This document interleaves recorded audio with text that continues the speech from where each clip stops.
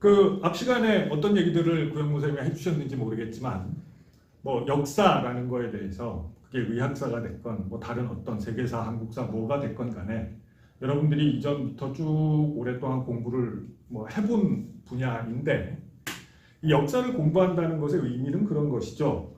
옛날에 일어났던 일들을 이해함으로써 현재 상황을 파악하고 미래에 일어날 일을 예측할 수 있다.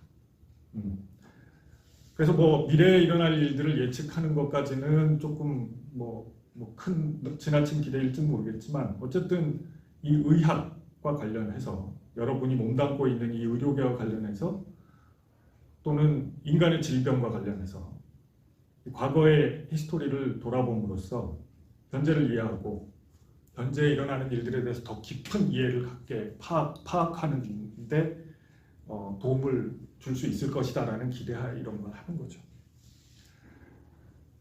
그리고 또 한 가지 역사에 대해서 아마 또 앞 시간에 얘기를 들으셨을 것 같은데 역사라는 거는 당연히 기술하는 사람, 얘기하는 사람의 사관에 따라서 다른 역사가 됩니다. 역사적 사실은 팩트고 불변이지만 그 팩트, 역사적 사실들에 근거해서 역사를 기술할 때는 역사를 기술하는 사람, 그 사건들을 해석하고 그로부터 역사적 이론을 이끌어내는 사람의 주관이 개입되지 않을 수가 없기 때문에 뭐 똑같은 고대 의학사, 또 뭐 구영모의 고대 의학사, 이재담의 고대 의학사, 김영울의 고대 의학사가 있을 수 있는 것이죠. 뭐 그런 정도는 앞 시간에 여러분들이 얘기를 들었지 않았을까 생각이 됩니다.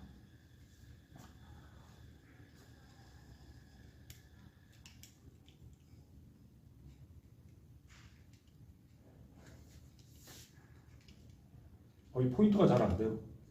아까 조금 전에 되는 거 확인했는데 왜 이래?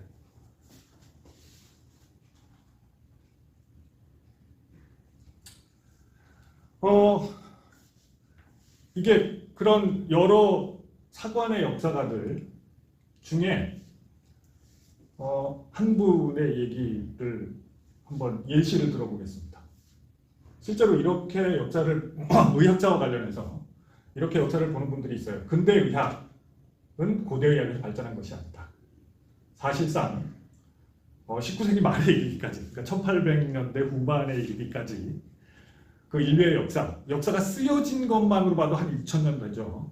역사가 쓰여지기 이전 상태는 우리가 이제 선사시대, 원시시대 보통 이렇게 표현하는 시대인데 그때에 대해서는 뭐 구체적인 기술들이 없으니까 우리가 사실은 그 역사적 사실들 자체를 많이 알 수가 없고 기술이 남아있는 역사시대의 의학 2000년 역사에 비해서 1800년대 후반부터 지금까지 뭐 200년 될까 말까 한 10분의 1 될까 말까 한 그 기간 동안의 역사를 비교할 때 그 앞에 2000년 동안의 역사는 사실 그 후에 2200년간의 역사에 비하면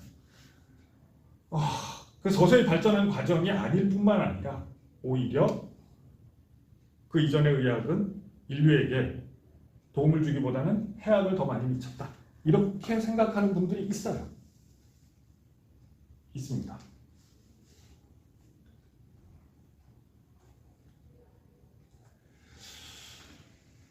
미안합니다. 포인터가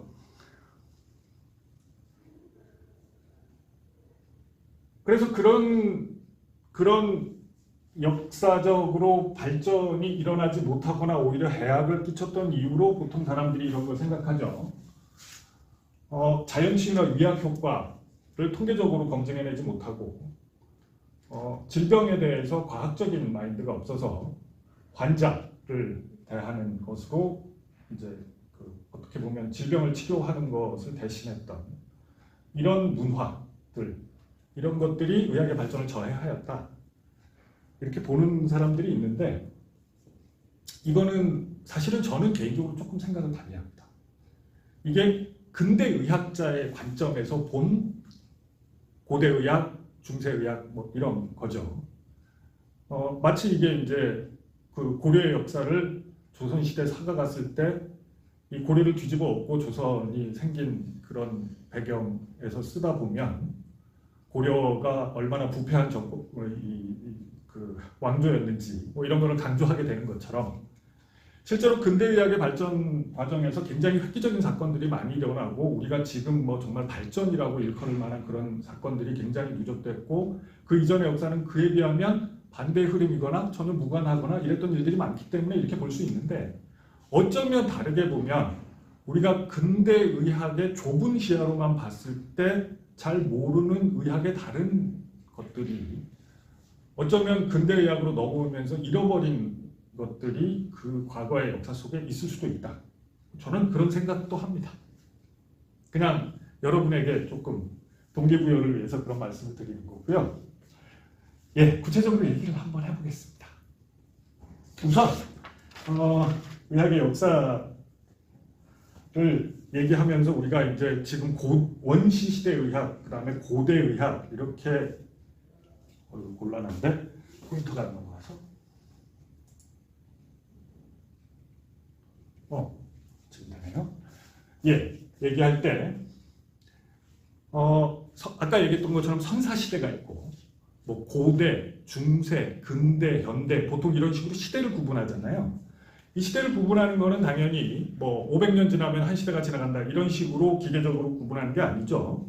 역사적으로 획기적인 사건, 인류의 역사를 바꿀 만한 진짜 획기적인 어떤 이전과 이후를 확연히 구별하는 어떤 사건이 물론 뭐 하루아침에 일어나는 건 아니지만 그런 사건이 일어날 때 보통 그걸 우리가 혁명이라고 얘기하죠. 레볼루션. 어떤 레볼루션이 일어날 때 그 레볼루션 이전의 시기와 그 이후의 시기를 나누는 거죠.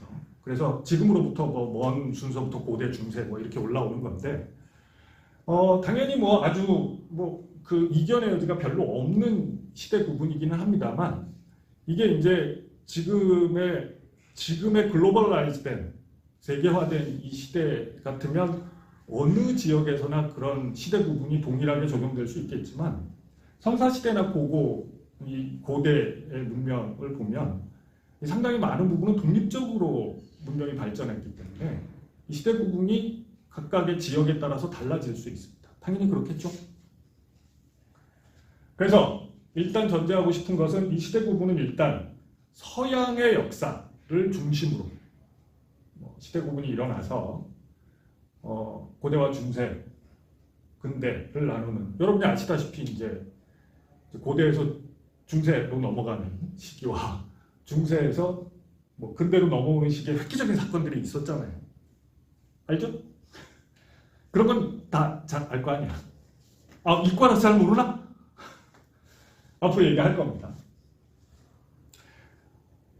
예, 그런 시대 구분이라는 것이 어떻게 이루어지느냐 하는 거에 대해서 미리 좀 한번 생각을 해보고 지나갈 필요가 있겠고요. 그 다음에 우리가 의학의 역사를 얘기한다고 지금 계속 하고 있는데 이거 역시 여러분이 들어봐서 아시다시피 우리가 의학이라고 부르는 거 안에는 조금 다른 여러 영역이 있을 수 있습니다. 크게 보면 두 가지.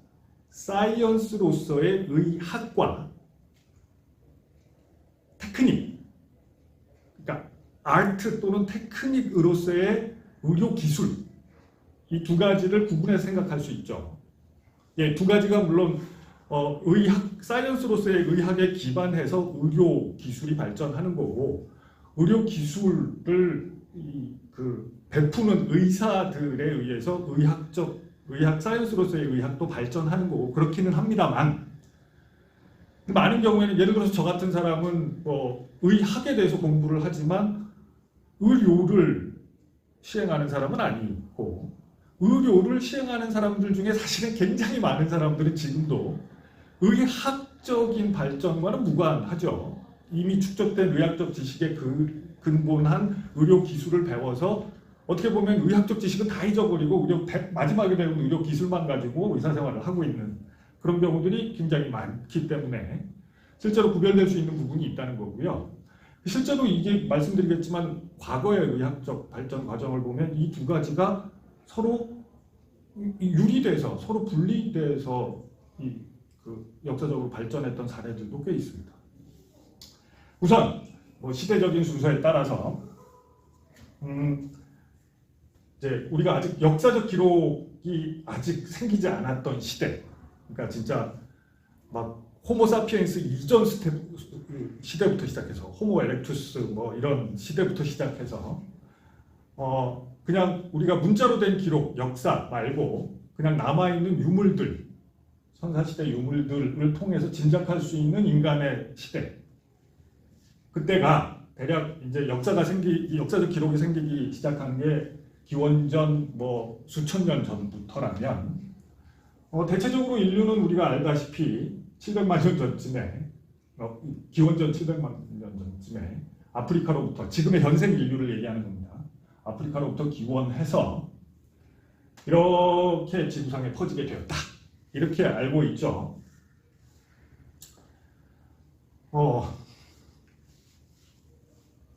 그래서 이런 시대, 고대 인류의 질병이나 의료, 뭐 의학은 없었겠죠. 사실 과학으로서의 의학은 아직은 기대하기 어려운 시대였겠죠. 그런데 연구 방법은 그러니까 지금 얘기한 것처럼 예를 들어서 화석이라든지 유골이라든지 미라라든지 이게 미라가 꼭 이집트에서처럼 의도적으로 만들어진 거가 아니더라도 자연적으로 우연히 만들어진 그런 미라도 있거든요. 뭐 그런 것들이 발견되면 거기서 수천 년 전의 인류는 뭐 어느 정도의 사이즈였고 뭐 골격은 어땠고 뭐 이런 걸 어느 정도 짐작할 수 있겠지만 예를 들어서 이런 식으로요. 그렇겠지만 뭐 사실 이런 것들로부터 우리가 알 수 있는 지식은 매우 제한적이고요. 뭐 서로 이렇게 인위적으로 만들어진 두개골에 이게 천두술이라고 하는 인적 기술, 의술의 일종이었다고 추정되는데 의술이 아니었을 수도 있어요.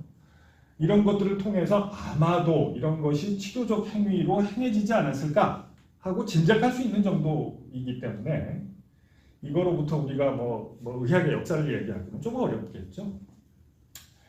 구체적으로 우리가 선사시대지만 뭔가 인류의 혁명적인 사건이 일어났을 것이라고 확실히 짐작할 수 있는 획기적인 어떤 사건 하나는 신석기 혁명입니다. 이 인류의 역사가 어떤 획기적인 사건을 맞이하게 되는 거에는 인류의 문화의 자연 발생적인 진화 과정, 프로그레스의 과정도 있을 수 있지만 많은 경우에는 자연 환경의 변화가 그걸 유도하죠. 자연적인 사건이 인간 사회 내에서 일어나는 사건은 많은 경우 그 사건이 구체적으로 뭐냐 하면 대략 기원전 1만 2천 년 경에 이제 마지막 빙하기가 지구상의 빙하기와 간빙기가 계속 반복되고 있었잖아요. 과거에. 그랬을 거라고 지금 알고 있잖아요. 우리가 화석 같은 것들을 통해서.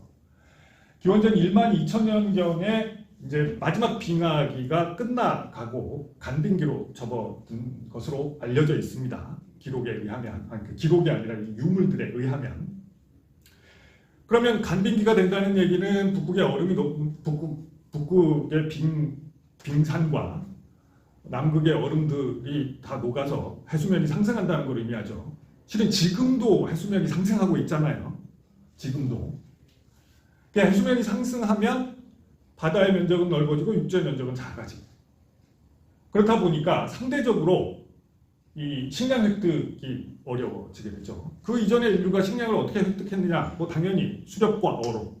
그러니까 자연에 생존하는 이런 물고기나 뭐 동물들, 그 다음에 나무 열매들 이런 거를 채집, 수렵, 어로 해서 그걸로 생존했던 거죠. 지금도 원시 부족들 중에는 그렇게 생존하는 부족들이 지구상 어딘가에 남아있기도 하고요.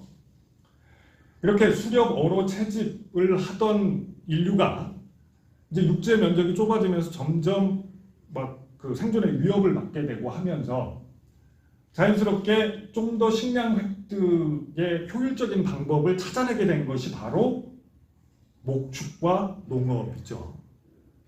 그래서 가축을 키우고, 그러니까 원래는 야생동물들이었던 가축을 길들여서 이걸 키우고, 그래서 이거를 식량으로 쓰기도 하고, 뭐 옷을 만들기도 하고, 여러 가지 용도로 사용하고, 그 다음에 역시 야생식물이었던 걸 이것도 길들인 거죠.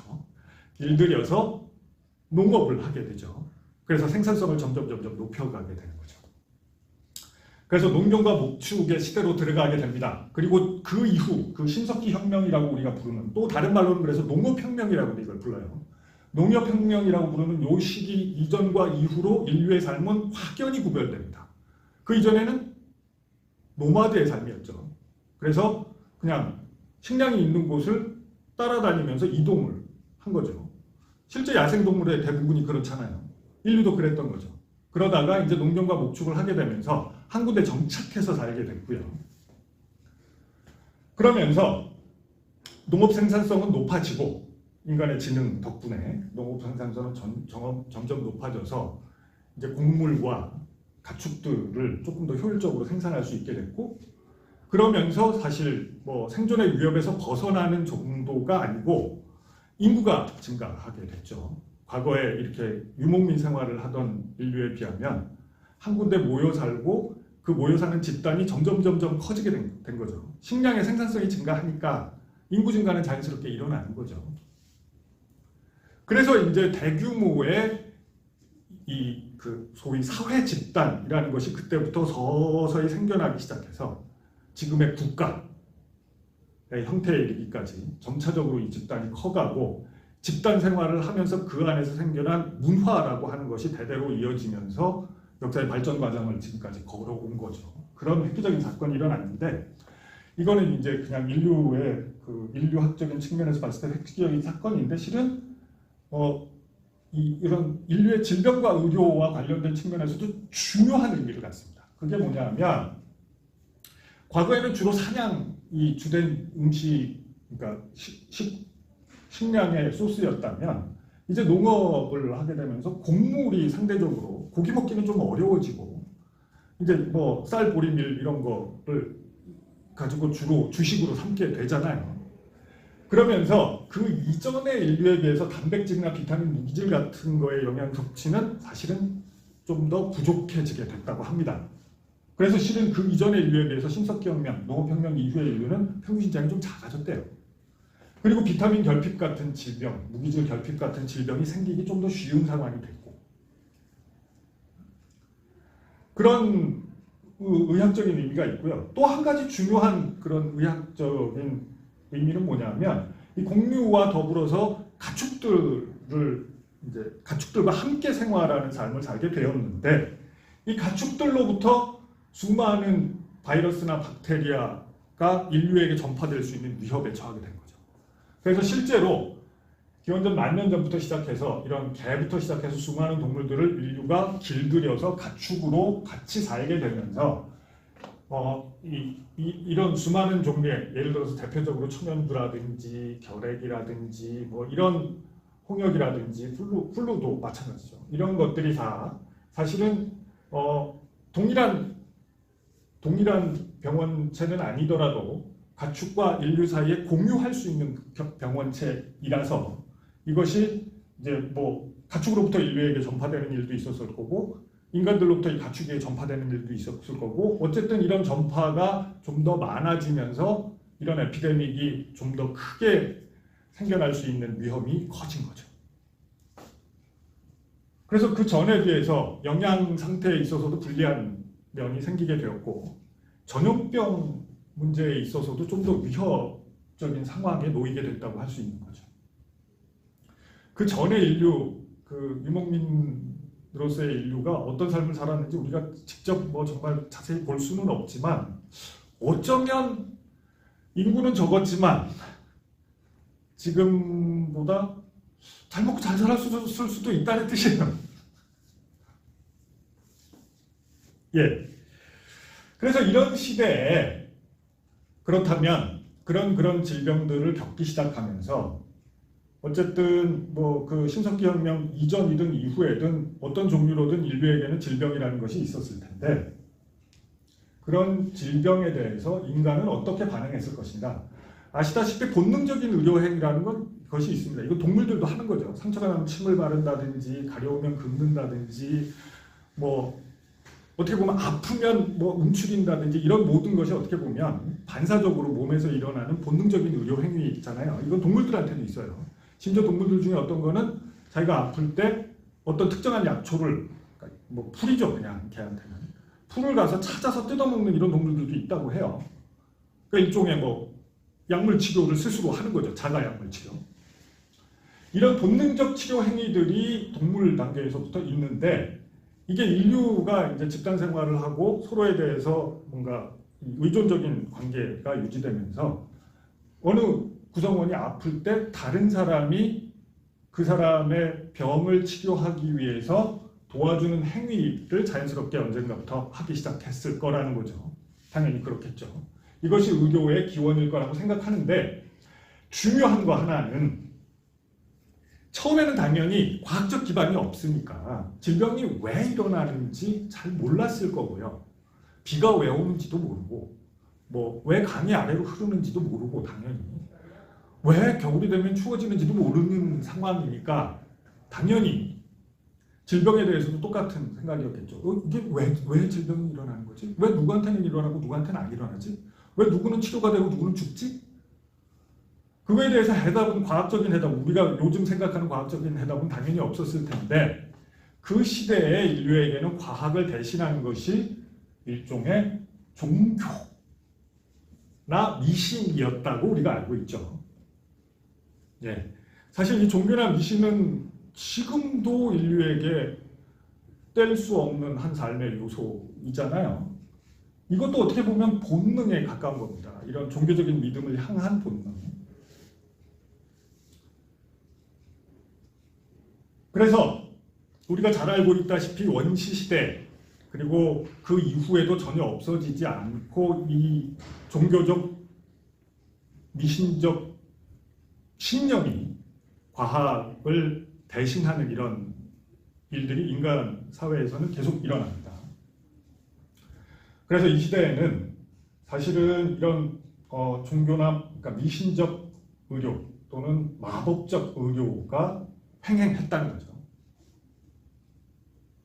이게 비슷하게 다 비과학적이라는 건데 마법이라는 것과 종교 또는 미신이라고 하는 것은 종교라고 하는 것은 조금 차이가 있습니다. 그게 어떤 차이일까요? 마법과 넓은 의미의 종교요. 그러니까 넓은 의미의 종교, 특정한 종교를 의미하는 게 아니라 넓은 의미의 종교는 무언가를 과학적 근거 없이 믿는 거를 말하는 건데 과학적 근거가 없다 그래서 그거는 거짓이라고 말할 수는 없어요. 어쨌든 과학적 우리가 지금 아주 좁은 의미로 말하는 근대 과학적 근거 없이 뭔가를 믿는 거 이거를 우리가 어떨 때는 종교라고 부르고 어떨 때 마법이라고 부르는데 이게 물론 지금은 우리는 종교는 다르게 생각하죠. 전혀 마법이라는 것과는 마법은 거짓말이라고 생각하는 건데 어쨌든 그 시대에는 그게 거짓말이라고 생각하는 게 아니었으니까 이게 어떻게 보면 비슷한 의미였는데 뭐가 다르냐 하면 종교는 인간이 아닌 다른 존재를 믿는 거죠. 그게 뭐가 될건. 마법은 인간 중에 누군가를 다른 인간들과 구별되는 특별한 사람이라고 해서 숭배하는 거죠. 그 사람을 믿고. 마법사. 예. 그래서 사실은 이런 마법사의 역할이랄까요? 마법사의 지위를 가진 사람들이 그 어떤 집단의 지도자, 그러니까 정치 지도자의 역할을 하기도 했고 그리고 실제로 의사의 역할을 하기도 했습니다. 대개 문명에서 대개 인간 집단이 그래요. 그래서 이런 마법적 치료가 어떻게 보면 일종의 최면 같은 효과였는데 이것이 원시시대에는 사람들이 의심하지 않았기 때문에 이런 마법적 치료가 사실은 많이 가능했었을 거라고 추정돼요. 예를 들면 이렇게 부릅니다. 우리가 동양에서는 샤머니즘이라고 할 때 그 샤먼, 우리의 좀 익숙한 용어로 하자면 무당 같은 존재. 그 다음에 아메리카 원주민들 사이에서는 메디신맨이라고 나중에 부르게 되는 그러니까 일종의 의사예요. 그 다음에 아프리카에는 위치닥터, 그러니까 마법사, 의사, 뭐 이런 존재죠. 이런 존재들이 있었던 거예요. 그래서 이들은 실제로 마법사로서 어떻게 보면 최면 같은 일종의 사기 같은 걸 치기도 한 건데 실은 완전히 100% 사기는 아니고 이제 약초 같은 걸 실제로 이용하기도 하고 그 중에 어떤 것은 지금까지도 실제 의료에 약물로 사용되는 것들도 있어요. 예를 들면 웨설핀 같은 이런 것들은 실제로 그런 실제 어떤 치료 효과가 있는 약물을 이들이 찾아내서 쓰기도 했던 거죠. 근데 어쨌든 그런 어떻게 보면 경험적인 의료 그러니까 어떤 약을 먹으면 어떤 증상이 있을 때 낫더라, 어떤 질병이 있을 때 좋아지더라. 뭐 이런 경험적인 의료 말고 이런 그 주술적 치료. 그러니까 뭐 예를 들면 네가 나쁜 짓을 해서 병에 걸렸어. 그러니까 네가 뭐 어떤 행위를 하면 뭐 얼굴에 뭐 하얀 칠을 하면 악마가 악귀가 달아나서 병이 나을 거야. 뭐 이런 식의 주술적 치료예요.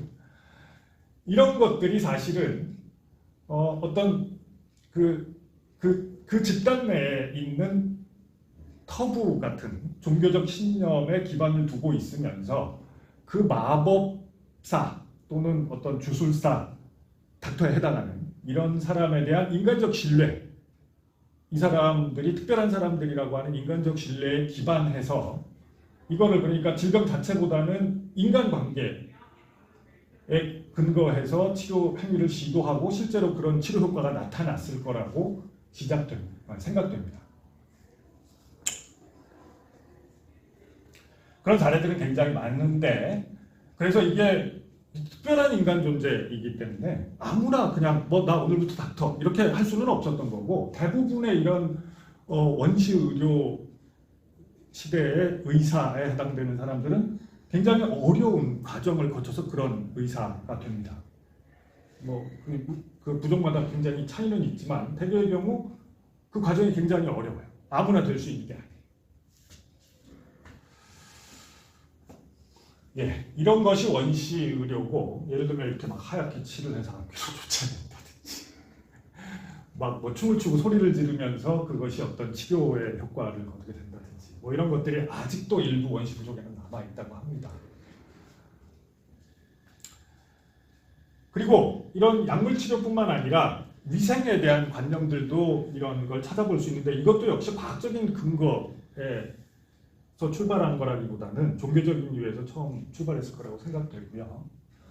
그 다음에 외과적인 기술도 인류 원시 시대부터 조금씩 아까 봤듯이 천두술, 두개골에 구멍 뚫은 그런 사례들처럼 일찍부터 조금씩 발전했을 거라고 생각됩니다. 경험적으로.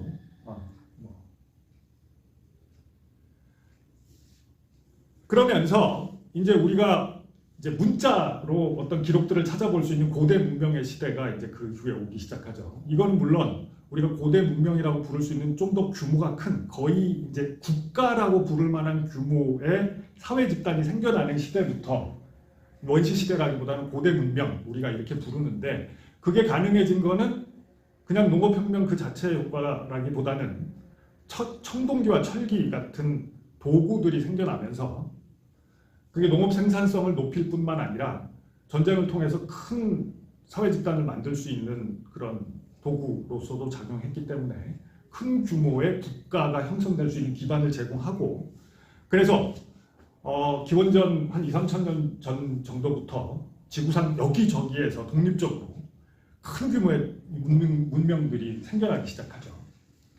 뭐 중국, 인도, 바빌로니아, 뭐 이집트 뭐 등등 이런 것들이죠. 그 중에서 이제 서양 문명, 서양 쪽으로 보면, 동양 쪽으로 보면 중국, 서양 쪽으로 보면 이제 그 유럽 쪽으로 보면 크게 봤을 때 메소포타미아 문명과 그 이집트 문명이 서양 문화의 기원이 됐다고 우리가 알고 있습니다.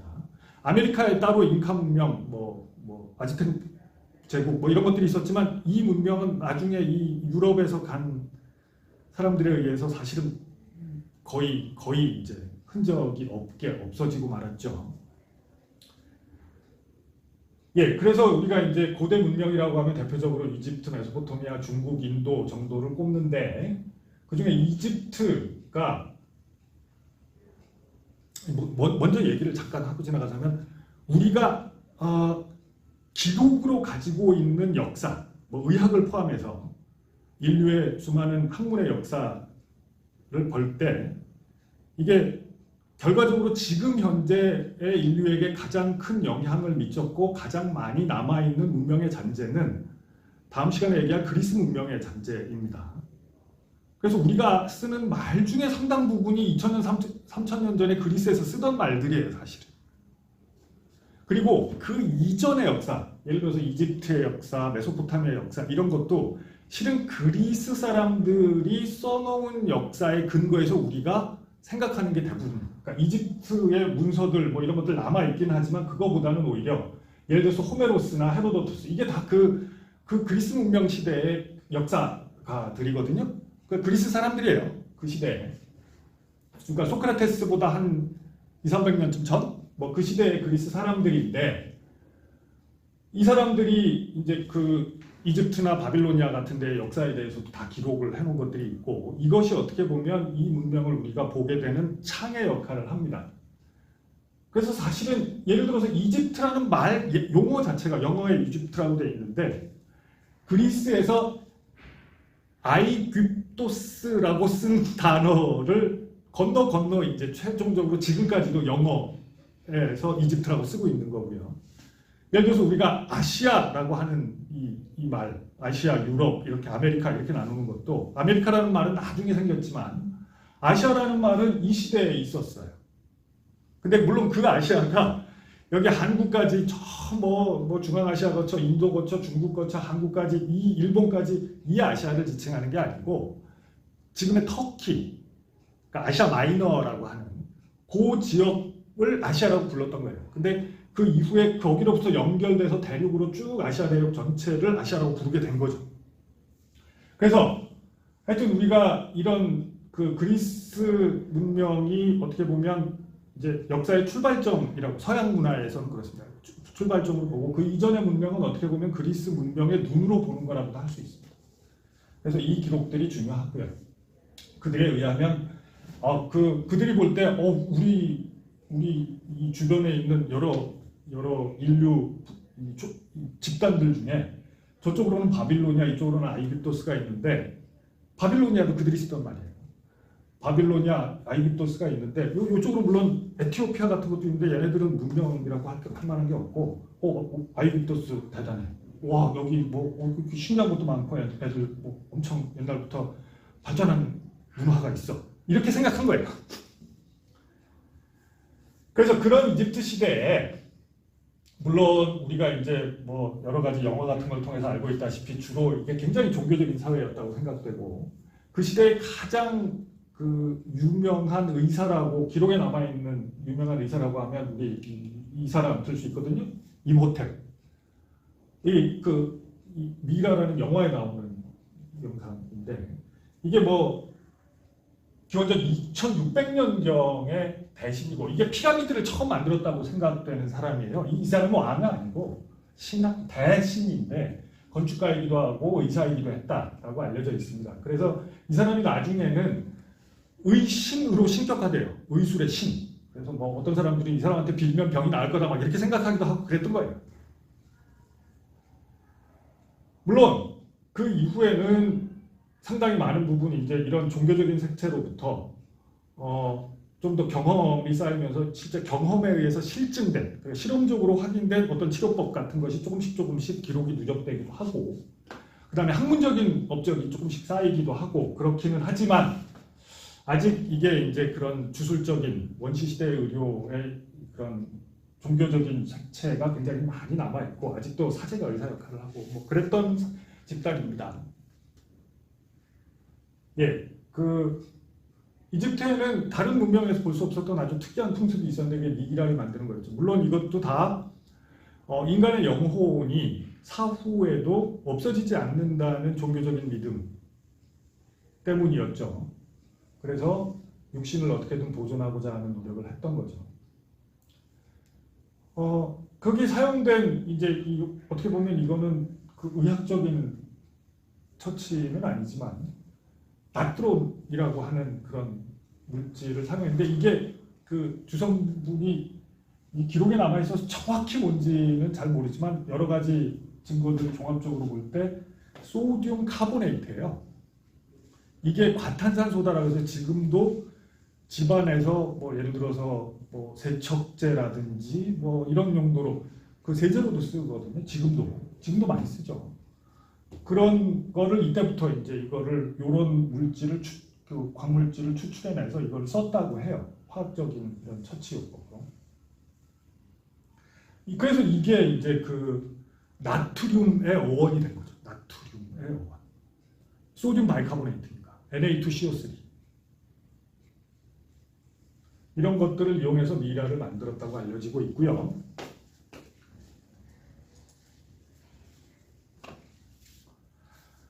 그래서 이렇게 생겼대요. 보면 뭐 이런 기형 같은 거를 미이라를 통해서 관찰할 수 있는 경우도 있고, 내장은 빼서 내장 중에 일부 간폐, 위, 장은 따로 보관을 했다고 합니다. 그리고 이 시대에 이제 드디어 본격적으로 기록이라는 것이 남기 시작하는데, 우리가 알고 있는 파피루스라고 하는 것일 겁니다. 파피루스는 아시다시피 페이퍼라는 영어 단어의 어원이고, 이게 식물성 성분으로 만들어진, 이제 지금은 종이라고 우리가 번역을 하지만 종이와는 좀 다른, 그러니까 아주 이게 식물성 성분이지만 종이처럼 이렇게 얇고 뭐 보존성이 좋은 그런 거는 아닌 거예요. 그런 게 있어요. 이때 저도 직접 본 적은 없지만. 그래서 이런 파피루스에 기록된 내용들이 굉장히 많고, 그게 대략 기원전 1900년, 그러니까 기원전 2000년경부터 기록들이 남아있고, 거기에 일부 이제 의학적인 내용에 관한 기록들, 이건 해독이 된 거죠. 100% 해독은 안 됐을지 모르겠지만 거의 해독이 된 거죠, 파피루스는. 그래서 이제 그 발견한 사람 이름을 따서 예를 들면 에버스 파피루스 뭐 이런 식으로 이름을 붙이는데, 이런 것들의 상당히 많은 부분이 의학적인 내용이라고 해요. 그래서 예를 들면 뭐 이런 거죠. 뭐 피마자유나 맥주 같은 걸 먹여서 장을 청소한다든지, 뭐 지금 이해하기 좀 어렵지만 오래된 책을, 이게 우리가 생각하는 책하고는 다른 거죠. 그러니까 이 책은 뭐 어떻게 만들었는지 정확히 알기는 어렵죠. 아마 파피루스였을 수도 있어요. 그래서 이게 어떻게 보면 나무 껍질 같은 거에 추출물 같은 거 있을 수도 있죠. 책을 기름에 끓여서 바른다든지, 뭐 이런 뭐 동물성 성분을 약으로 이용한다든지, 뭐 이런 다양한 치료법에 대한 언급이 나온다고 합니다. 실제로 이런 것이 지금 봤을 때 어떤 성분이 어떤 작용을 했는지 짐작하기는 구체적으로는 어렵겠죠. 이렇게 생겼대요, 글씨가.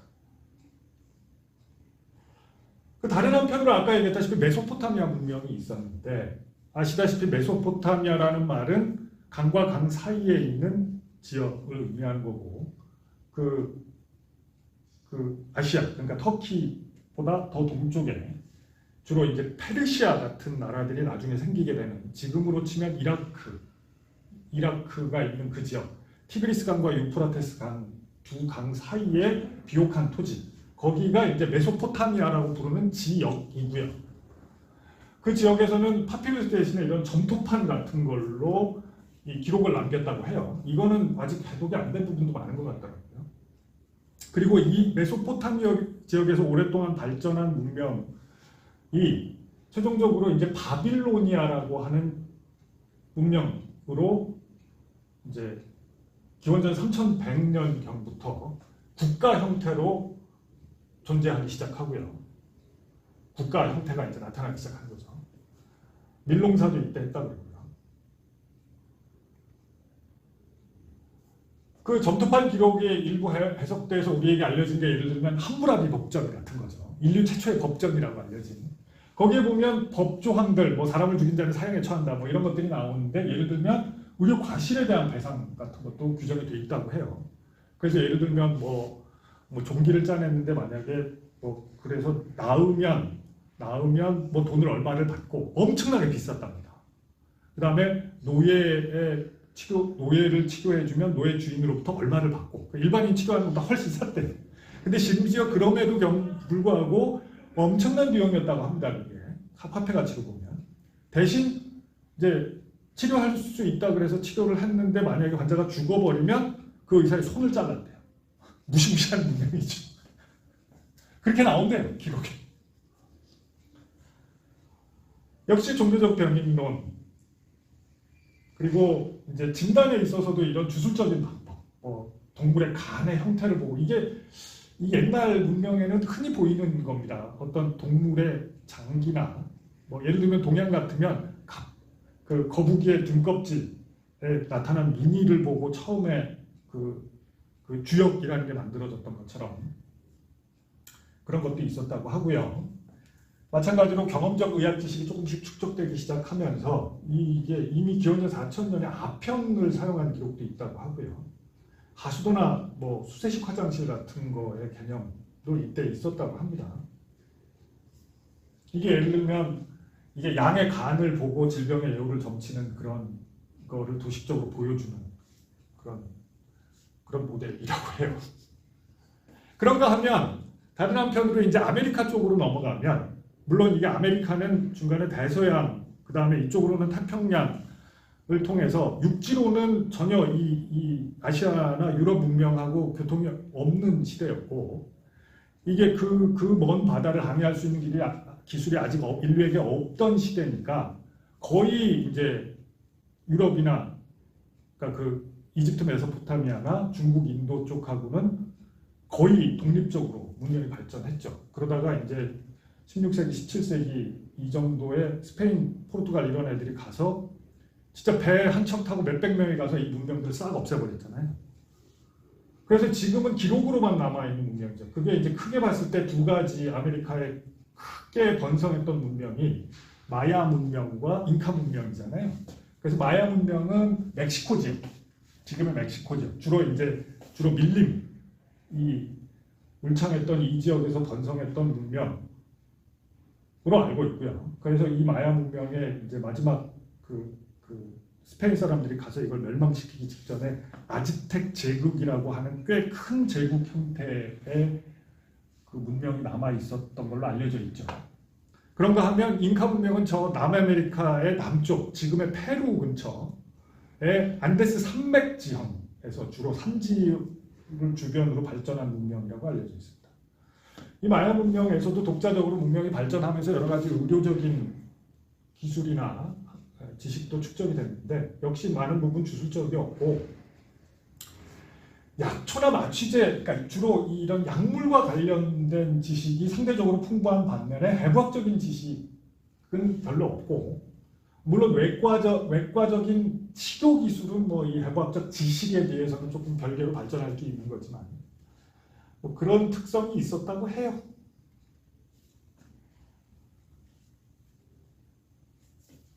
그리고 뭐 여기서 보듯이 여성 개혁이 또 있었다고 합니다. 그러니까 많은 문명의 경우에는 사실 고대 문명의 경우에 이제 남성 중심의 문명인 경우가 많아서 이런 일들을 아까도 얘기했다시피 이제 이런 마법사나 어떻게 보면 의사라는 그 사회적 지위가 굉장히 높은 사람들이었는데 남성 중심의 문명이었기 때문에 이런 여성들이 하는 경우는 흔치 않았었던 거에 비해서 이쪽은 그렇지 않았던 것 같아요. 잉카 문명에 있어서도 뭐 비슷합니다. 근데 이쪽은 아마 아까 그 두개골에 구멍난 사진 아까 보여드렸던 게 바로 이 잉카 문명에서 발굴된 유적 중에 하나인데 이런 그 뭐 우리가 들어본 적 있는 개미를 이용해서 봉합에 사용했다든지 이런 기술적인 발전은 좀 있었던 것 같아요.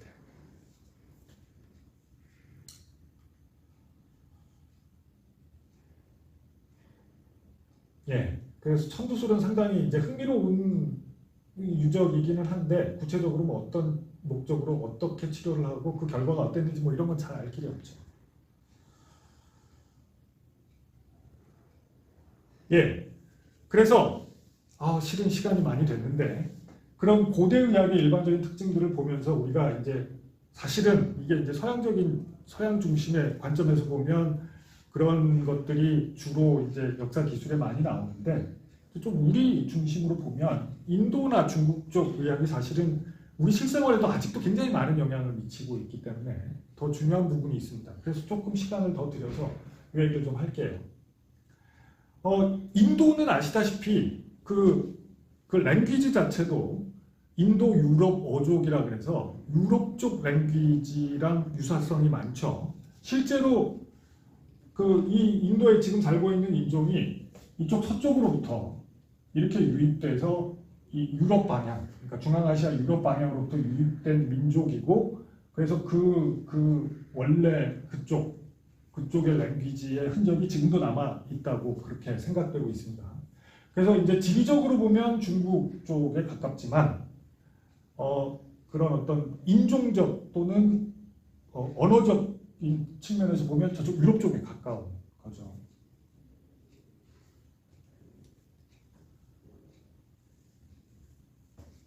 예, 그래서 여기도 인더스강 유역에 그 비옥한 땅이 있어서 오래전부터 이제 문명이 발전할 수 있는 그런 기반이 있었고, 이 문명은 아주 일찍부터, 그러니까 수천 년 전부터 이런 카스트 제도가 딱 이 계급으로 사람을 나누는 카스트 제도가 확립이 됐다고 해요. 이거 지금도 남아 있잖아요. 이 인도는 참 어떻게 보면 일찍 문명이 발전하기 시작했는데 근래에 들어서 근대 현대에 들어서 문명의 발전이 굉장히 더딘 편이라고 할 수 있겠죠. 인도에서는 이 계급 제도가 지금도 남아서 이게 그런 거거든요. 이게 맨 밑에 이 수드라 계급, 이 천민 계급 같은 경우는 거의 사람 취급을 안 하는 그런 계급 제도라 어떻게 보면 굉장히 미개한 것 같은 느낌을 주기도 해요. 실제로 뉴스에서 보면 굉장히 황당한 일들이 많이 벌어지죠. 인도에서는 아직도. 인도 전체가 그런 건 아니기는 합니다만. 근데 어쨌든 이 시대, 고대 시대에는 과학과 기술이 상당히 발전한 문명이었습니다. 그래서 특히 유명한 것 중에 하나가 이제 영의 개념이 여기 처음 생겼다는 거잖아요. 일찍. 이 0이라는 숫자가 사람이 생각하기 굉장히 어려운 개념인데 인도에서 처음 생겼다고 해요. 예. 예를 들어서 이거보다 시대적으로 좀 뒤떨어진 그 그리스의 그 아주 발전된 문명 속에서도 0의 개념이 없어요. 0의 개념.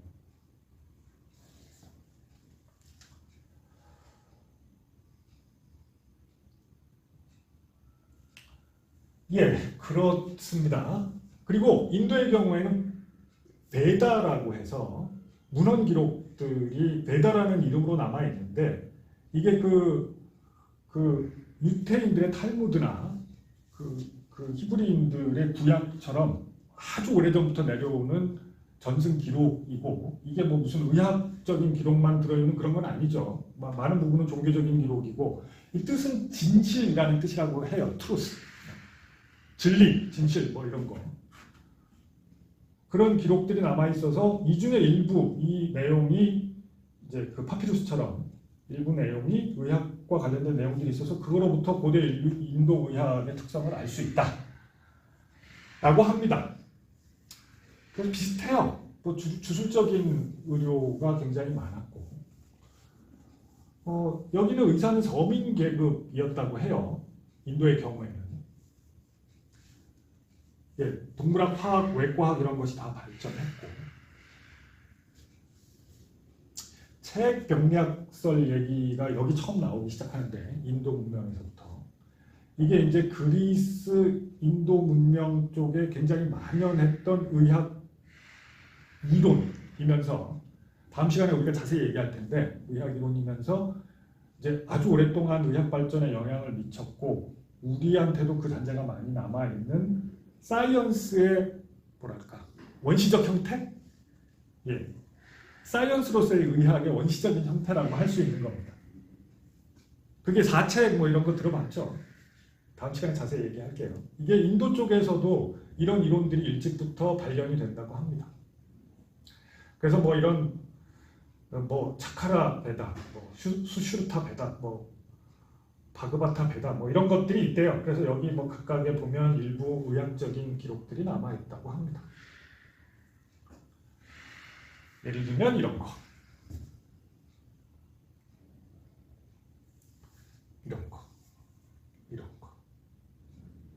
외과적 처치가 이런 외과적 기술 도구 이런 것들이 꽤 발전했었나 봐요. 이렇게 수처하는 이런 침 같은 것도 있고. 이게 소위 이제 급소에 대한 이론 이런 것도 있대요. 이게 여기를 찍으면 치명상을 입는다 이런 거. 실제로 과학적 근거는 별로 없다. 그리고 특이한 것 중에 하나는 인도의 경우에는 코 성형술이 처음 발전을 했대요. 인도는 그랬답니다. 인도는 간통을 하면 코를 자르는 형벌이 있었대요. 옛날에 고대 문명 시대에. 그 코를 잘라버리니까 이게 외관상 너무 이 형벌을 받은 사람이 너무 고통스러운 상황이 되는 거죠. 그래서 그거를 이렇게 이마에 있는 살로 플랩을 만들어서 이렇게 덮어가지고 성형을 하는 그런 기술이 일찍 발달했대요. 이게 그래서 이 성형 기술에 어떻게 보면 기록으로 봤을 때 교시 같은 겁니다. 그리고 조금 시간을 더 내서 중국의 의학에 대해서, 이게 우리하고도 관련이 많잖아요. 우리는 어떻게 보면 문화적으로는, 한반도의 문화는 우리가 지금 뭐 중국하고 역사 논쟁도 하고 있고 막 그렇기는 합니다만, 어쨌든 한반도, 뭐 일본, 동남아시아 전체에 걸쳐서 가장 뭐랄까 고대 시대, 그리고 그 이후 근대 주변까지 가장 영향력이 컸던 문명은 중국 문명이었던 건 분명 뭐 부인할 수가 없고, 지금 한반도에 현존하는 사람들 중에 적어도 일부는 중국에서 유입된 사람들이 이제 정착한 거라고 생각되고, 뭐 그렇기 때문에 중국과는 이래저래 우리가 뗄 수 없는 관계고, 지금 현재도 우리나라에 굉장히 이 중국 문명의 잔재가 많이 남아 있잖아요. 특히 의학 분야에서도 한의학이라고 부르는. 그래서 이거는 우리가 조금 현실적인 측면에서라도 상식적으로 조금 더 알아둘 필요가 있죠. 일단 중국의 고대 문명은 진짜 메소포타미아나 이집트와는 거리상 너무 멀어가지고 교류가 많지는 않았을 것 같은데, 적어도 고대까지는. 근데 이렇게 예를 들어서 종이라든지 화약이라든지 나침반, 그 다음에 인쇄술 같은 정말 그 문화적으로 획기적인 기술들이 사실은 다 중국에서 서양으로 넘어간 거거든요.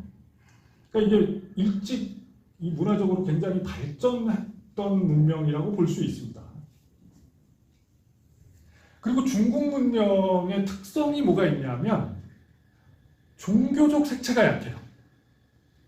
그러니까 신을 믿거나, 뭐 물론 샤만 같은 그런 민속 신앙에 해당되는 그런 게 있기는 한데, 서양에서와는 좀 다르게 신을 믿거나 어떤 신적인 존재인 인간을 믿는 그런 문화가 굉장히 드물어요. 예, 뭐 이렇게 사당 같은 데서 뭐 조상한테 기도를 올리고 이렇게 하는, 그래서 뭐 진짜 죽은 조상을 기리는 이런 풍습이 있지만, 그리고 뭐 조상님께 빈다든지 뭐 이런 게 어떻게 보면 그런 종교적 미신적 성향을 갖고 있지만, 서양의 그러니까 종교나 마법 같은 그런 문화가 상대적으로 굉장히 적어요. 그렇게 놓고 보면 어떻게 보면 그런 시화로부터 과학이 발전하기 시작한 시기는 중국이 더 빨랐다고 볼 수 있습니다. 이런 것들이 그 결과물이라고 할 수 있죠.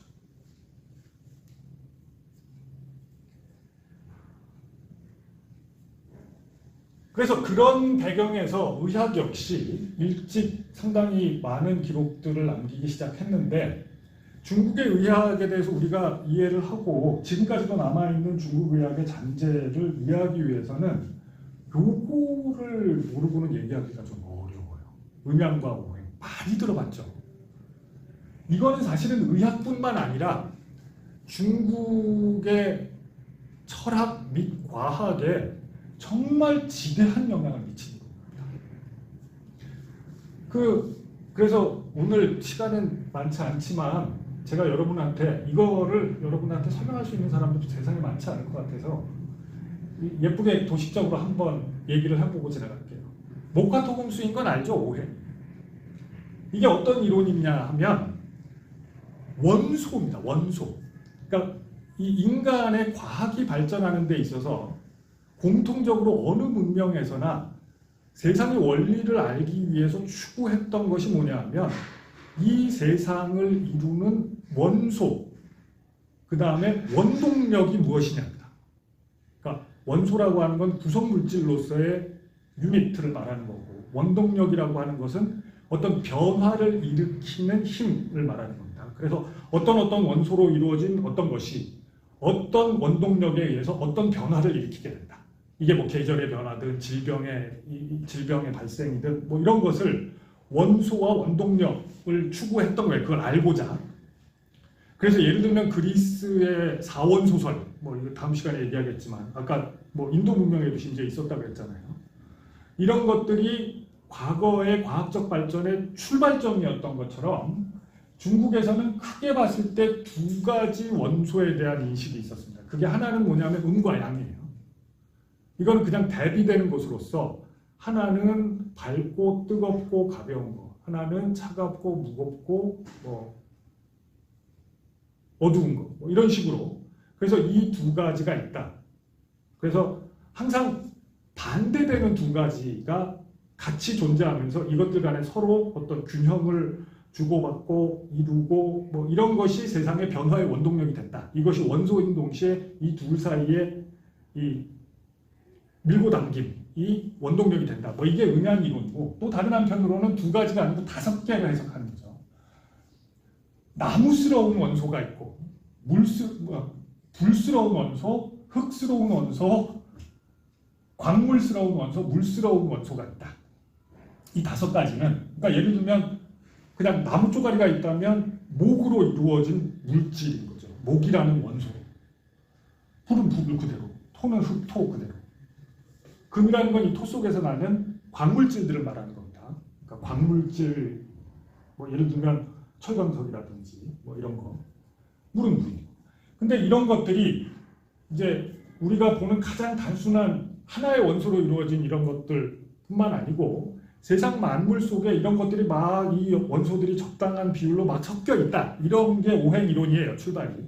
그런데 이런 원소들 간에는 서로 마치 음양이 서로 견제하고 갈등하는 것처럼 서로 간에 어떤 원동력을 발생시켜서 변화를 일으킨다. 이런 겁니다. 그게 뭐냐면 순서대로 목생화, 화생토, 토생금, 금생수, 수생목이에요.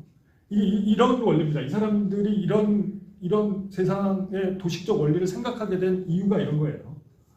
세상에 나무 흔하죠. 나무가 있으면 불은 나무를 뗄감으로 생긴다는 거예요. 그 시대에는 그랬겠죠. 그 시대에는 불이라는 게 생성되면 그 불은 늘 나무에서 생기는 거였겠죠. 고대 문명 시대에는.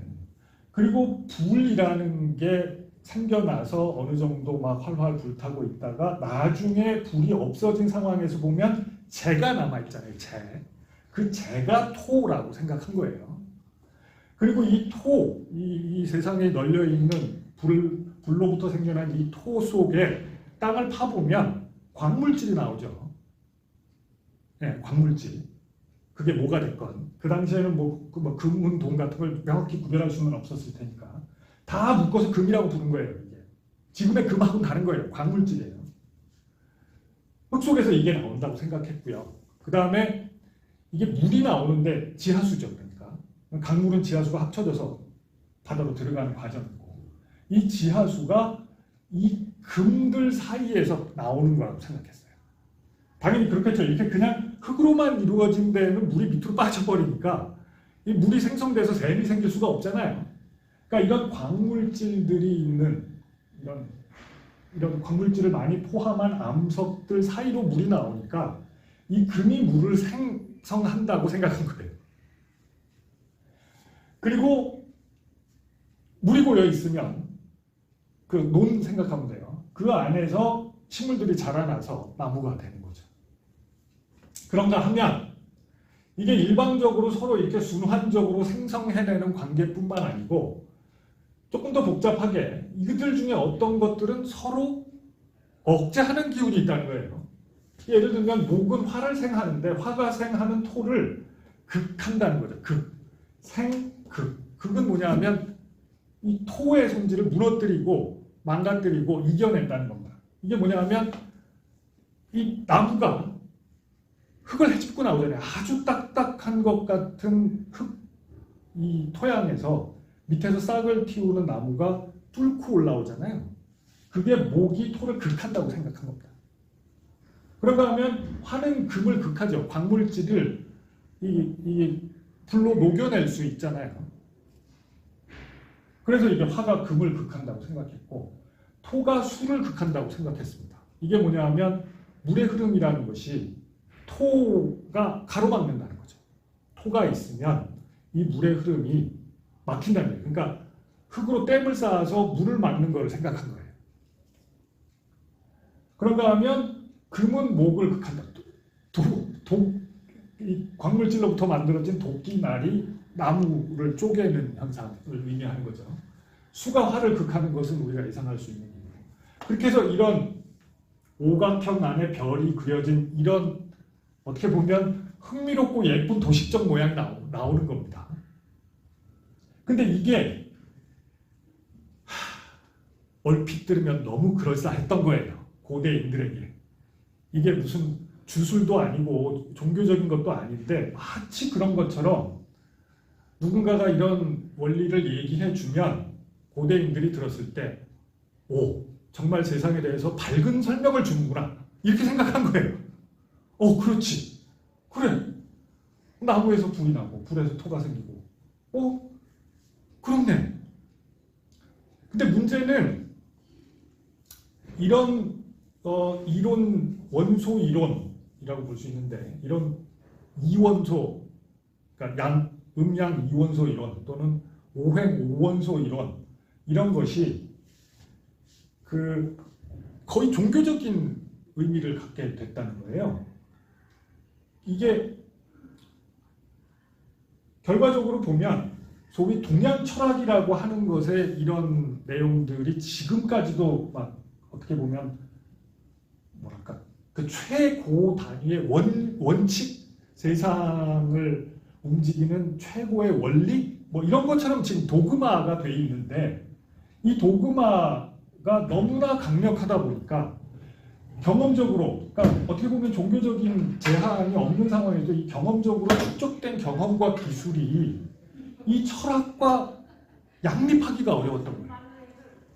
그래서 이 경험적으로 알게 된 사실들을 이 철학에다 다 맞추려고 한 거예요. 예를 들면 그래, 목화토금수가 그래. 야, 근데 그러면 세상에 사계절이 돌아가는데 봄, 여름, 가을, 겨울 계절 4개밖에 없는 것 같은데 5개는 뭐지? 그 중에 하나가 빠진 건가? 봄은 목이고 봄에 목이 흥하니까 여름 엄청 더우니까 화인 것 같은데?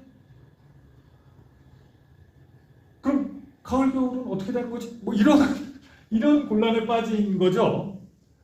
그럼 사실은 이거는 자연현상을 일부 설명할 수 있을지 모르겠지만 자연현상에 대한 보편적인 원리는 아니겠구나라고 생각해야 되는데 그렇지가 않고 끼워 맞춘 거예요. 그래, 가을은 금인 것 같아. 겨울은 수양. 그럼 토는 이거에 해당하는 계절은 사실은 여름에서 가을로 넘어갈 때 잠깐 그 중간 기간. 그래서 중하, 가운데 여름이라는 말을 만들어요. 고전에 나와요. 이런 식으로 경험을 이런 교조적인 철학 이론에 맞추려고 하다 보니까 경험적인 과학의 축적이 지연된 거예요. 중국 문명의 특성이 그렇습니다. 특히 의학. 그렇다 보니 사실은 참 일찍부터 경험과학이 발전할 수 있는 기반이 있었으나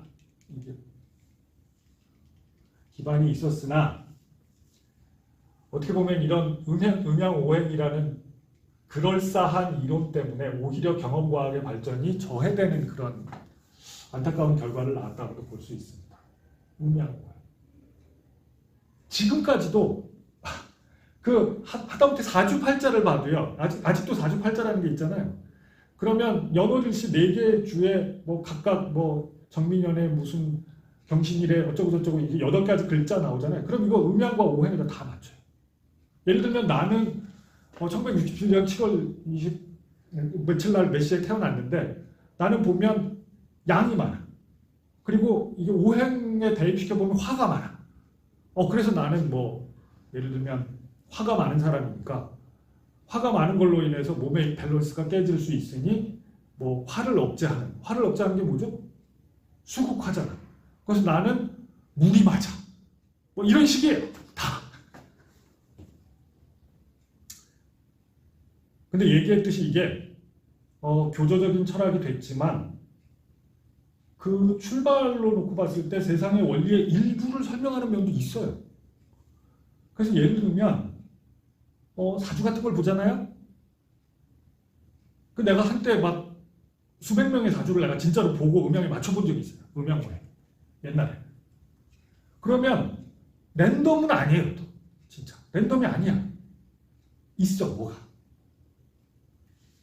그러니까 예를 들면 어떤 특정한 집단에 오행 중에 어떤 뭐 예를 들어서 나처럼 화가 많다든지 목이 많다든지 이런 특성이 공통적으로 나타나는 게 분명히 통계적으로 이해한 차이가 있어요. 그래서 이게 전혀 허무맹랑한 미신은 분명히 아니라는 거예요. 미신은 아닌데 경험적 과학과는 또 다른 이런 게 중국 문명, 고대 문명의 특성이에요. 그랬었습니다. 그러는 와중에 이제 특히 그 진시황 시대부터 시작해서 이 불로장생법 이런 거에 대한 관심으로 인해서 약물학 같은 것도 많이 발전했죠. 근데 상대적으로 서구 문명에 비해서 외과학의 발달은 전체적으로 좀 미미했어요. 그러니까 사람 몸에 칼을 대는 거에 대해서 아주 오래전부터 터부시하는 그런 경향이 있어서 침구, 그러니까 침 놓고 뭐 뜸 뜨고 이런 것이 굉장히 오랫동안 발전했던 거에 비하면 칼로 뭔가를 하는 외과적 처치는 실제로 뭐 근대 의학이 중국에 들어올 때까지 거의 제대로 이루어진 적이 없다고 봐야겠죠.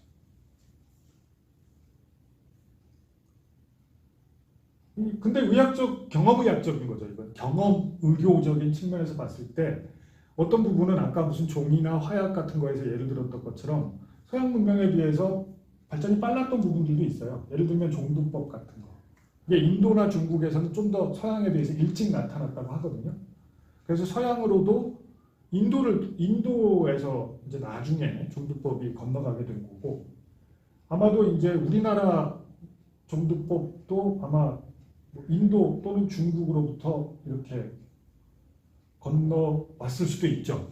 아니면 서양을 거쳐서 역수입된 걸 수도 있고 그 과정은 정확히 잘 모르겠어요. 예, 어쨌든 그래서 기록이 제일 많이 나타나는 중국의 문명의 황금 시대라고 할 수 있는 시대가 어떻게 보면 춘추 전국 시대인데 이때 무슨 이제 공자 맹자 이런 사람들 나오고 이게 단지 그냥 공자 맹자만 우리가 기억하지만 수많은 학자들이 이 당시에 뭐 여러 가지 분야에서 학문적 발전을 이루어냅니다. 그러니까 의학 분야에서도 구체적으로 어떤 체계화된 의학 서적, 물론 체계화되어 있다고 하지만 아까 얘기했듯이 주로 음양 오행에 기본한 그런 교조적 철학의 색채를 많이 띤 그런 의학, 그러면서 경험적 의학이 가미된 뭐 이런 의학이 기록으로서 최초로 남겨지기 시작한 것도 아마도 이 시대일 거라고 생각되고 그 시대부터 기록이 누적돼서 마치 서양의 히포크라테스 전집처럼 동양 중국 의학의 바이블 같이 여겨지는 책이 지금 황제내경이라고 하는 책이에요. 지금 있어요. 황제라는 사람은 중국의 전설 시대, 뭐 삼황오제 시대, 3명의 황제와 5명의 하여튼 뭐 그 황과 제가 어떻게 다른지 잘 모르겠는데 하여튼 그런 삼황오제 시대가 옛날 중국 사람들이 이제 옛날에 정말 좋은 시대가 있었지라고 얘기하는 그 시대거든요. 그 시대의 삼황오제 중에 한 명이에요. 황제라고 하는 사람이. 실존했는지 아닌지는 몰라요. 그러니까. 근데 이제 그 사람의 이름을 붙여서 그 사람이 의학적인 기술을 의학을 처음 베풀기 시작한 사람이라고 전설에 나오거든요. 그래서 그 사람 이름을 붙여서 의학책 이름을 붙인 거예요. 그래서 황제내경이라고 하는 책이 가장 방대하고 어떻게 보면 최초의 체계적이면서 지금까지도 기록이 남아있는 그런 중국 의학의 바이블 같은 책인데 이때부터 쓰여지기 시작한 걸로 여겨집니다. 그래서 우리가 알고 있는 건 아니고 뭐 하여튼 들어본 적이 있는 예를 들면 편작이라든지 뭐 이런 유명한 의사들이 이제 역사에 기록되기 시작하는 거죠. 그래서 이 이후의 내용들은 뭐 중국의 의학 뭐 어떤 의사들이 있었고 어떤 책이 있었고 뭐 그런데 그거 뭐 일일이 열거하는 것은 큰 의미는 없을 것 같고 이 황제내경은 사실은 지금도 물론 지금 한의학 공부하는 사람들이 보지는 않을 것 같은데 어쨌든 바이블처럼 숭배하는 책. 내가 옛날에 읽어본 적이 있는데 한자를 좀 읽었었어요. 공부를 해가지고 뭐 노노맹자 이런 것도 읽어봤어요. 보면 그 딴 부분은 기억이 잘 안 나고 맨 앞에 첫 페이지만 기억이 나는데 그렇게 나와요. 그러니까 이렇게 관탄을 합니다. 옛날에는 사람이 100년을 살았는데 왜 요즘은 50년밖에 살지 못하는가?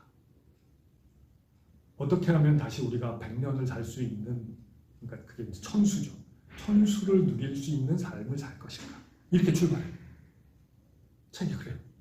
처음에 출발이 그래요. 그래서 이거는 어떻게 보면 약간 처음 출발이 이렇게 기술, 그러니까 경험적인 의료 기술의 축적과 그거의 나열 이런 의미가 아니고 뭔가 이게 그 세상의 진리를 찾고 그 진리에 부합하는 삶을 살려면 어떻게 해야 되는지 고민하는 것 같은 그런 뉘앙스예요. 그래서 우리가 흔히 뭐 동양 철학이라고 하면 그런 걸 얘기하는데 사실은 그게 참 그 철학이라는 표현을 하기에는 좀 그렇고 서양이나 동양이나 마찬가지로 사실은 이 시대는 철학과 자연과학의 구별이 없던 시절입니다. 이게 무슨 철학적인 아주 형이상학적인 어떤 원리를 찾으려고 했던 게 아니고 실은 그냥 세상의 우주의 원리, 인간의 원리 그걸 찾으려고 했던 거예요. 그렇더라고요.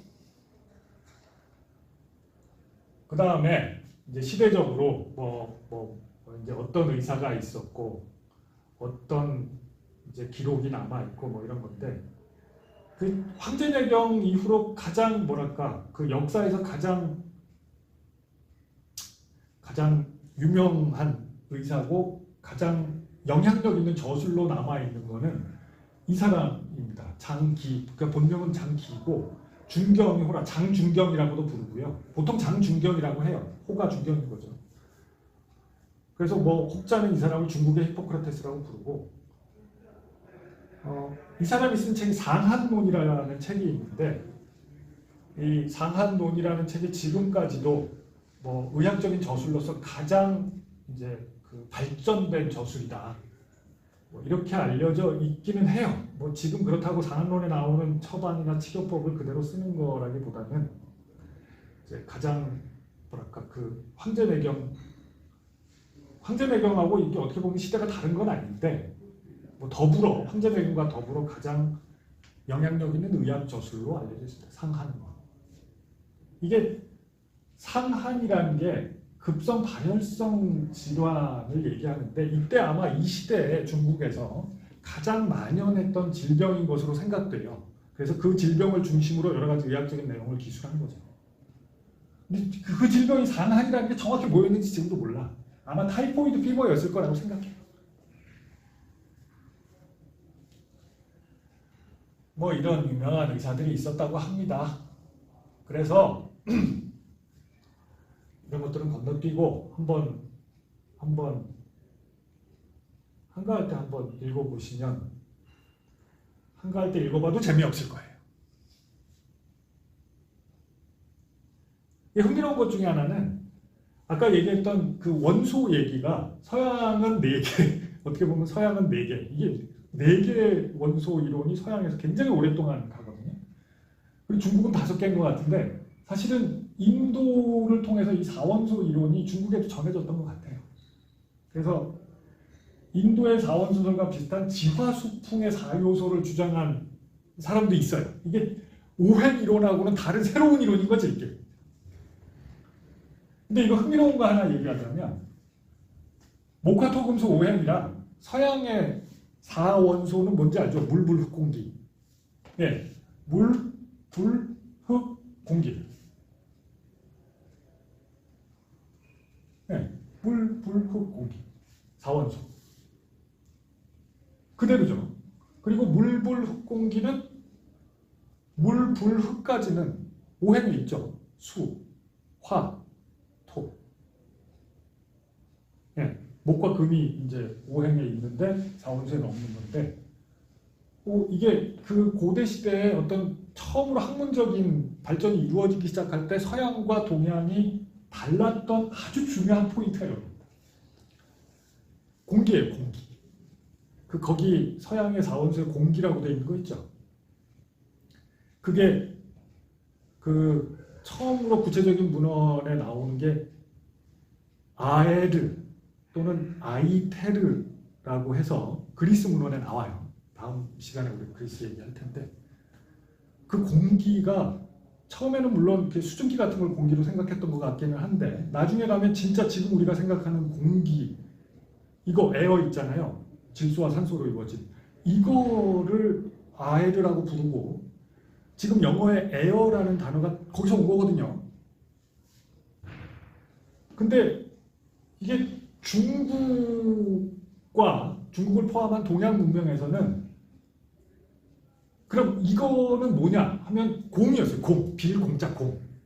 색즉시 공 할 때 공. 이 공은 뭐냐 하면 질소와 산소 같은 뭔지는 모르겠지만 뭔가로 채워져 있는 공간이 아니고 여기는 그러니까 우리 지금 얘기로 하자면 진공 같은 상태죠. 그러니까 이 사람과 자연을 둘러싸고 있는 이 가장 직접적인 요 인바이런먼트, 즉 질소와 산소로 이루어진 일부 이산화탄소와 일부 수증기로 이루어진 이거가 동양 사람들이 볼 땐 여기에 아무것도 없다라는 거였고 서양 사람들이 볼 때는 그리스 시대부터 이게 에어로 돼 있다고 한 거죠. 근데 이 에어라는 거는 우리가 알다시피 냄새도 없고 색깔도 없고 수증기는 가끔 이렇게 눈에 보일 수 있지만 그냥 질소, 산소는 우리가 인간의 감각으로 알 수 없는 거잖아요. 근데 그리스 사람들이 그걸 알아내요. 이게 빈 게 아니다라는 걸 알아내요. 그래서 어떻게 보면 경험적인 과학이 발전하는데 중국에서는 이런 공기의 존재를 일찍 알지 못했다는 것이 이런 경험적인 발전의 큰 장애 요소일 수도 있었다는 생각이 저는 개인적으로 들어요. 풍은 그게 이제 서양 사람들 입장에서 보면 아에르가 움직이는 건데 이 중국 사람들은 어떻게 생각하냐 하면 풍이 몸에 들어온다고 생각한 거예요. 여기에는 아무것도 없어요. 풍이 어딘가 딴 데 있던 거가 어떻게 왔는지 모르겠는데 우리 몸에 쑥 들어왔다. 이렇게 생각한 거예요. 그게 중풍이에요. 풍을 맞았다라고 할 때. 중풍. 중풍 있잖아요. 중풍. 지금도 우리가 쓰는 말이잖아요. 이 의학 용어예요. 중풍이. 풍을 맞았다. 그게 우리가 지금 생각하는 거랑 좀 다른 개념인 거죠. 그러니까 그런 거예요. 나무가 서 있다가 바람이 불면 흔들리잖아요. 그럼 이거를 나무가 바람을 맞았다고 생각한 거예요. 바람이 어딘가에 와서 나무 안에 들어가 버렸다. 그랬더니 이 풍이 나무 속에서 나무가 흔들게 만들었다. 이렇게 생각한 거예요. 중국 사람들은. 사람한테도 똑같이 생각한 거죠. 풍. 아에르와 풍. 이거 참 생각해보면 흥미로운 사례입니다. 중국과 서양 문명의 어떤 갈림길 같은 느낌이 줍니다. 예, 송대 금원시대 뭐 이런 의학적 기록들이 있는데 이건 무시하시고요. 송대 금원시대는. 어쨌든 중국과 인도 의학이 공통적으로 갖고 있는 특징 중에 하나는 지금 얘기했듯이 특히 중국 의학에서 교조적 철학에 예속돼서 발전이 정체됐다는 거예요. 서양에 비하면 오히려 종교와 의학이 분리되어 있었다는 측면에서 보면 조금 더 과학적인 발전에 유리한 환경이었음에도 불구하고 이놈의 교조적 철학에 발목을 잡힌 거죠. 그리고 지금도 우려행위로서 우리나라에 특히 우리나라, 중국 뭐 다 포함해서 이제 시행되고 있기 때문에 현실적으로 좀 이거에 대해서 알고 있을 필요가 있습니다. 특히 여러분들은 앞으로 의사가 될 사람으로서 기본적인 상식은 갖고 있을 필요가 있죠. 이게 어떻게 보면 종교와 의학이 분리되어 있기 때문에 이게 주로 분리되지 않은 경우에는 뭐 제사장이나 마법사 같은 사람이 의학을 시행하는 거에 대해서 그에 비하면 이게 오히려 이렇기 때문에 의사들의 사회적 신분이 상대적으로 그냥 일종의 기술자 취급을 받았던 것 같은 그런 차이가 또 있습니다.